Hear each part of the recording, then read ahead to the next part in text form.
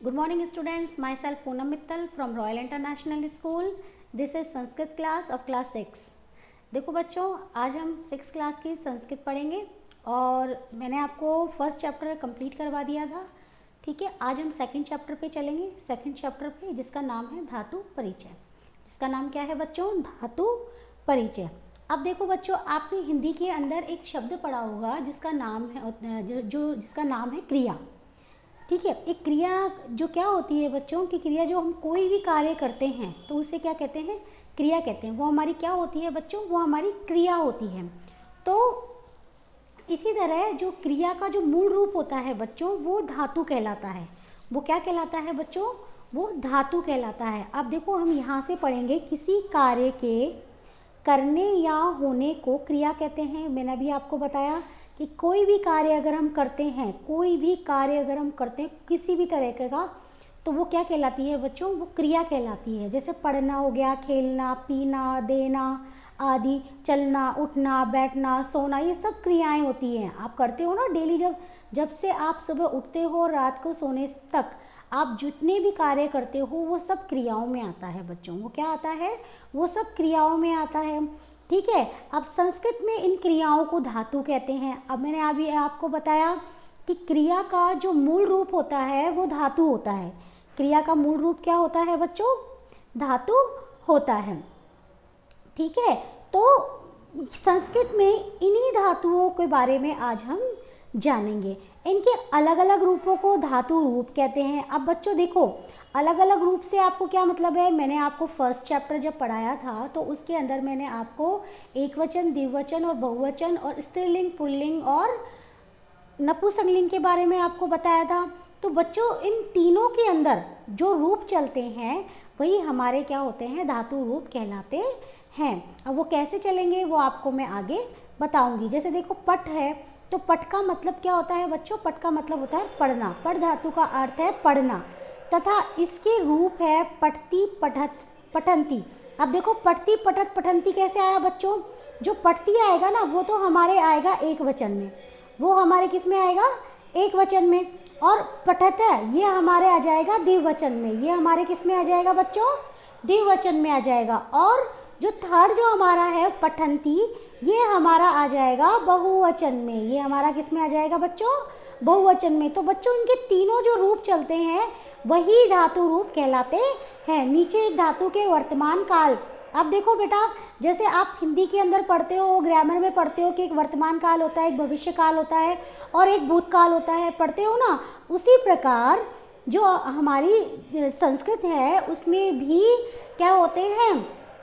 काल होते हैं. अब क्या है, हिंदी तो में तो क्या होते हैं? 3 ही काल होते हैं. एक तो वर्तमान काल, एक भविष्य काल और एक भूतकाल. ये 3 ही काल होते हैं. लेकिन बच्चों, जो संस्कृत होती है उसमें ये काल 5 प्रकार के बताए गए हैं जिन्हें हम लकार कहते हैं. ये जो काल होते हैं ये क्या होते हैं? लकार. इनको क्या कहते हैं बच्चों? लकार कहते हैं. तो चलो पढ़ते हैं आगे. तो सबसे पहले हम पढ़ेंगे पट. पट यानी पढ़ना, जो हमारा कहता है लट लकार. जो हमारा क्या होता है बेटा? लट लकार. लट लकार जो होता है बच्चों, लट लकार हमारा ये किस में आता है? वर्तमान काल में. ये हमारा किस में आता है बच्चों? वर्तमान काल में. जो हमारा ये पढ़ती है लट लकार है, लट लकार को हम वर्तमान काल कहते हैं हिंदी में.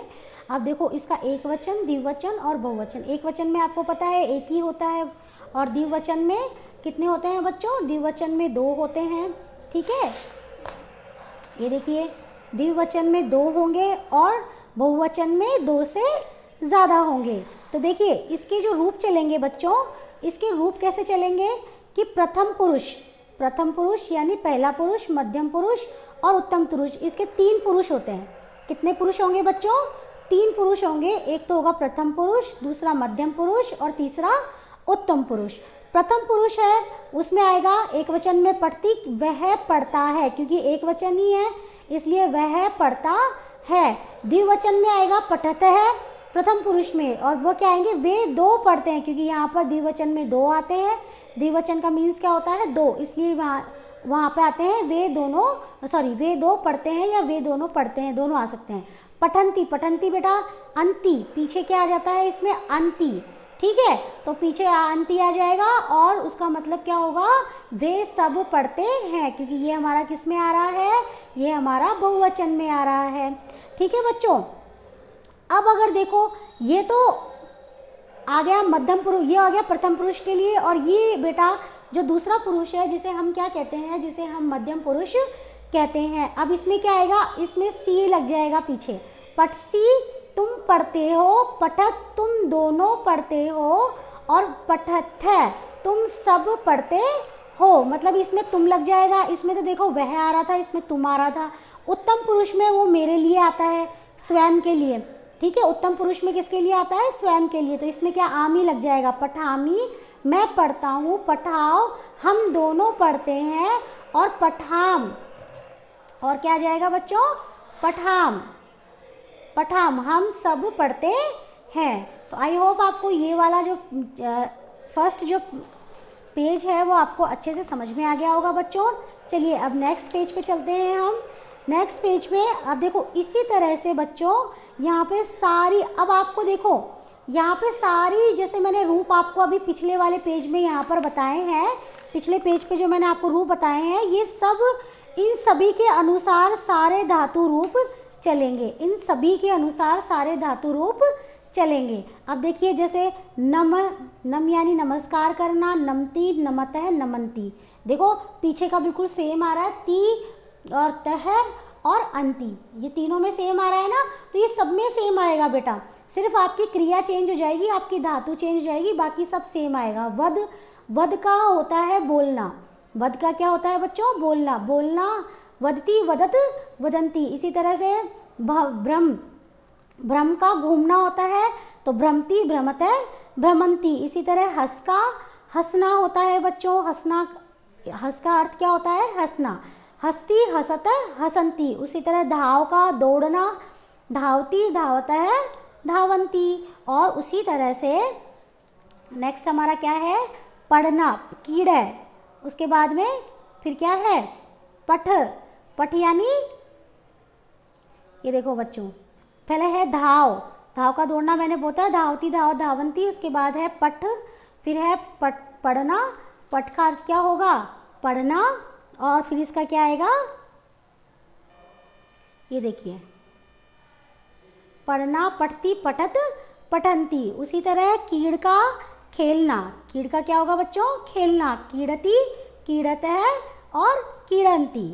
आगे बच्चों आपको समझ में है, मतलब देखो ये सारे धातु रूप हैं, ये यहाँ पर इनका अर्थ दिया हुआ है, और यहाँ पे प्रथम पुरुष का एक वचन, द्विवचन और बहुवचन दिया है।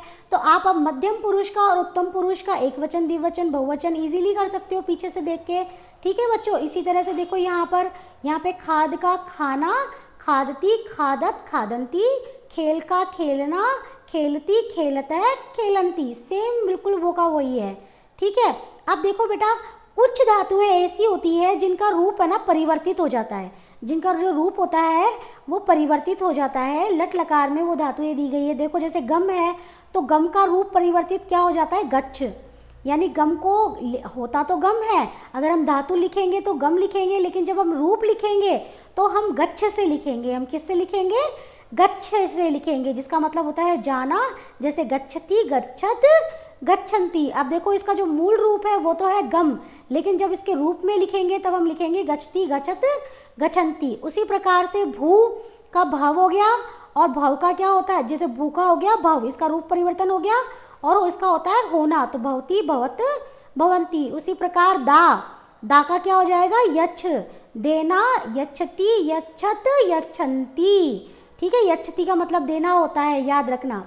उसके बाद देखो पा, पा का जो रूप परिवर्तन होके क्या हो जाएगा, पिब, पा का रूप परिवर्तन क्या हो जाएगा, क्या हो जाएगा बेटा, पिब, पीना, पिबती, पिबत, पिबंती। उसी प्रकार दृश्य का देखो, दृश्य का भी, दृश्य का जो रूप परिवर्तन होके क्या हो जाएगा, पश्य, दृश्य का क्या हो जाएगा बच्चों, पश्य, जिसका मतलब क्या होता है, देखना, जिसका मीन्स क्या होता है बच्चों, देखना। पश्यन्ति, पश्यति, पश्यत, पश्यन्ति।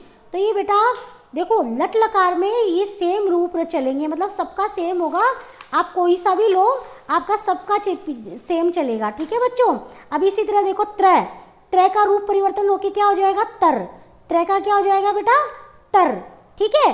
और उसी तरह तर का होता है तैरना, तो तरती तरत तरंती, और घ्रा का क्या हो जाएगा जिग्र, घ्रा का क्या हो जाएगा बच्चों जिग्र, इसका मतलब क्या होता है सूंघना, जिग्रती जिग्रत जिग्रंती। उसी तरह स्था, अब स्था मतलब क्या होता है बैठना, इसका रूप परिवर्तन होके क्या हो जाएगा तिष्ठ, मतलब इनके रूप परिवर्तन जो होंगे उन्हीं से ही तीनों रूप चलेंगे, यानी हमारा एक वचन, द्विवचन और बहुवचन, ठीक है बच्चों।